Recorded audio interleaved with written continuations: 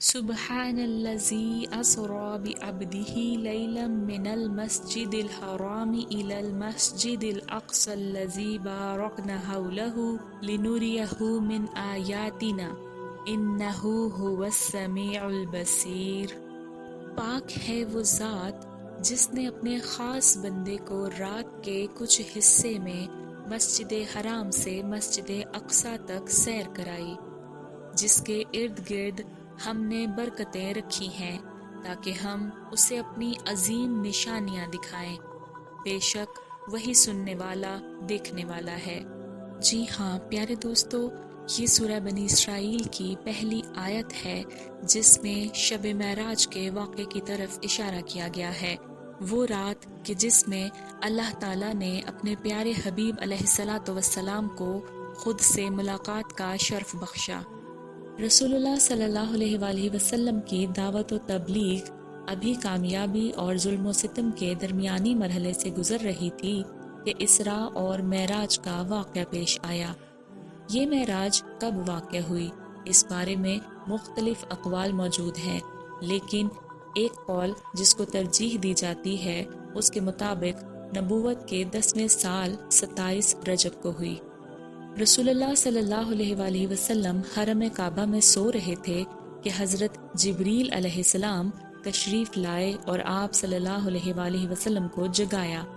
نیم بیدار حالت میں آپ صلی اللہ علیہ وآلہ وسلم کو اٹھا کر زمزم کے پاس لے گئے، سینہ چاک کیا، زمزم کے پانی سے اس کو دھویا، پھر اسے حلم اور بردباری اور دانائی اور ایمان و یقین سے بھر دیا۔ اس کے بعد آپ صلی اللہ علیہ وآلہ وسلم کی سواری کے لیے ایک جانور پیش کیا جس کا رنگ سفید اور قد خچر سے کچھ چھوٹا تھا، برق کی رفتار سے چلتا تھا اور اسی مناسبت سے اس کا نام براق تھا۔ پہلے انبیاء بھی اسی نوعیت کے سفر میں اسی سواری پر جایا کرتے تھے۔ جب آپ صلی اللہ علیہ وآلہ وسلم سوار ہونے لگے تو وہ چمکا۔ جبریل علیہ السلام نے تھپکی دی اور کہا، دیکھ کیا کرتا ہے، آج تک محمد صلی اللہ علیہ وآلہ وسلم سے بڑی شخصیت کا کوئی انسان تجھ پر سوار نہیں ہوا۔ پھر آپ صلی اللہ علیہ وآلہ وسلم اس پر سوار ہوئے اور جبریل علیہ السلام آپ صلی اللہ علیہ وآلہ وسلم کے ساتھ چلے۔ پہلی منزل مدینہ کی تھی، جہاں اتر کر آپ صلی اللہ علیہ وآلہ وسلم نے نماز پڑھی۔ جبریل علیہ السلام نے کہا، اس جگہ آپ صلی اللہ علیہ وآلہ وسلم ہجرت کر کے آئیں گے۔ دوسری منزل طور پر سینا کی تھی، جہاں خدا حضرت موسیٰ علیہ السلام سے ہم کلام ہوا۔ تیسری منزل بیت اللحم کی تھی، جہاں حضرت عیسیٰ علیہ السلام پیدا ہوئے۔ چوتھی منزل پر بیت المقدس تھا۔ اس سفر کے دوران ایک جگہ کسی پکارنے والے نے پکارا، ادھر آؤ۔ آپ صلی اللہ علیہ وآلہ وسلم نے توجہ نہ دی۔ جبریل علیہ السلام نے بتایا، یہ یہودیت کی طرف بلا رہا تھا۔ دوسری طرف سے آواز آئی، ادھر آؤ۔ آپ صلی اللہ علیہ وآلہ وسلم اس کی طرف بھی ملتفت نہ ہوئے۔ جبریل علیہ السلام نے کہا، یہ عیسائیت کا داعی تھا۔ پھر ایک عورت نہایت بنی سنوری نظر آئی اور اس نے اپنی طرف بلایا۔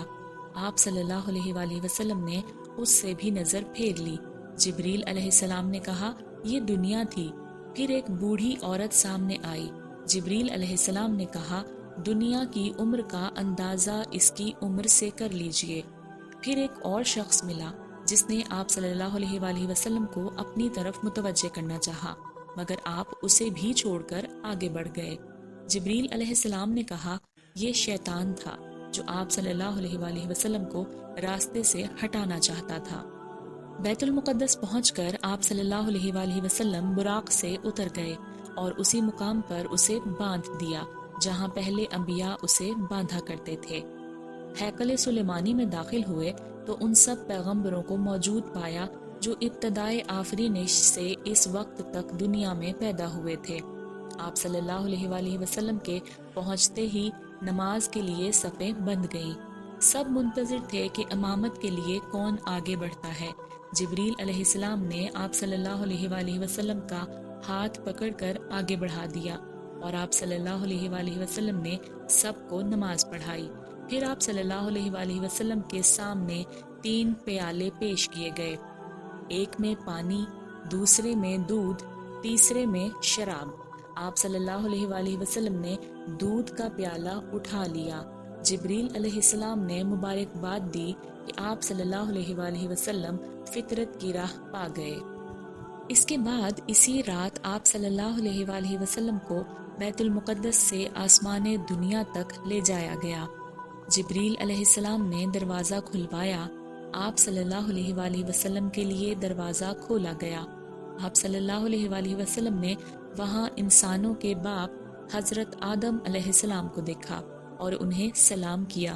انہوں نے آپ صلی اللہ علیہ وآلہ وسلم کو مرحبا کہا، سلام کا جواب دیا اور آپ صلی اللہ علیہ وآلہ وسلم کی نبوت کا اقرار کیا۔ اللہ نے آپ صلی اللہ علیہ وآلہ وسلم کو ان کے دائیں جانب سعادت مند کی روحیں اور بائیں جانب بدبختوں کی روحیں دکھلائیں۔ پھر آپ صلی اللہ علیہ وآلہ وسلم کو دوسرے آسمان پر لے جایا گیا اور دروازہ کھلوایا گیا۔ آپ صلی اللہ علیہ وآلہ وسلم نے وہاں حضرت یحییٰ بن زکریا علیہ السلام اور حضرت عیسیٰ بن مریم علیہ السلام کو دیکھا۔ دونوں سے ملاقات کی اور سلام کیا۔ دونوں نے سلام کا جواب دیا، مبارکباد دی اور آپ صلی اللہ علیہ وآلہ وسلم کی نبوت کا اقرار کیا۔ پھر تیسرے آسمان پر لے جایا گیا۔ آپ صلی اللہ علیہ وآلہ وسلم نے وہاں حضرت یوسف علیہ السلام کو دیکھا اور سلام کیا۔ انہوں نے جواب دیا، مبارکباد دی اور آپ صلی اللہ علیہ وآلہ وسلم کی نبوت کا اقرار کیا۔ پھر چوتھے آسمان پر لے جایا گیا۔ وہاں آپ صلی اللہ علیہ وآلہ وسلم نے حضرت ادریس علیہ السلام کو دیکھا اور انہیں سلام کیا۔ انہوں نے جواب دیا، مرحبا کہا اور آپ صلی اللہ علیہ وآلہ وسلم کی نبوت کا اقرار کیا۔ پھر پانچویں آسمان پر لے جایا گیا۔ وہاں آپ صلی اللہ علیہ وآلہ وسلم نے حضرت ہارون بن عمران علیہ السلام کو دیکھا اور انہیں سلام کیا۔ انہوں نے جواب دیا، مبارکباد دی اور اقرار نبوت کیا۔ پھر آپ صلی اللہ علیہ وآلہ وسلم کو چھٹے آسمان پر لے جایا گیا۔ وہاں آپ صلی اللہ علیہ وآلہ وسلم کی ملاقات حضرت موسیٰ بن عمران سے ہوئی۔ آپ صلی اللہ علیہ وآلہ وسلم نے سلام کیا، انہوں نے مرحبا کہا اور اقرار نبوت کیا۔ البتہ جب آپ صلی اللہ علیہ وآلہ وسلم وہاں سے آگے بڑھے تو وہ رونے لگے۔ ان سے کہا گیا، آپ کیوں رو رہے ہیں؟ انہوں نے کہا، میں اس لیے رو رہا ہوں کہ ایک نوجوان جو میرے بعد مبعوث کیا گیا، اس کی امت کے لوگ میری امت کے لوگوں سے بہت زیادہ تعداد میں جنت کے اندر داخل ہوں گے۔ اس کے بعد آپ صلی اللہ علیہ وآلہ وسلم کو ساتویں آسمان پر لے جایا گیا۔ وہاں آپ صلی اللہ علیہ وآلہ وسلم کی ملاقات حضرت ابراہیم علیہ السلام سے ہوئی۔ آپ صلی اللہ علیہ وآلہ وسلم نے انہیں سلام کیا، انہوں نے جواب دیا، مبارکباد دی اور آپ صلی اللہ علیہ وآلہ وسلم کی نبوت کا اقرار کیا۔ اس کے بعد آپ صلی اللہ علیہ وآلہ وسلم کو سدرۃ المنتہا تک لے جایا گیا۔ سدرۃ المنتہا پر جبریل علیہ السلام ٹھہر گئے اور آپ صلی اللہ علیہ وآلہ وسلم تنہا آگے بڑھے۔ ایک بلند ہموار سطح پر پہنچے تو بارگاہ جلال سامنے تھی۔ ہم کلامی کا شرف بخشا گیا۔ جو باتیں ارشاد ہوئیں ان میں سے چند یہ ہیں۔ ہر روز 50 نمازیں فرض کی گئیں۔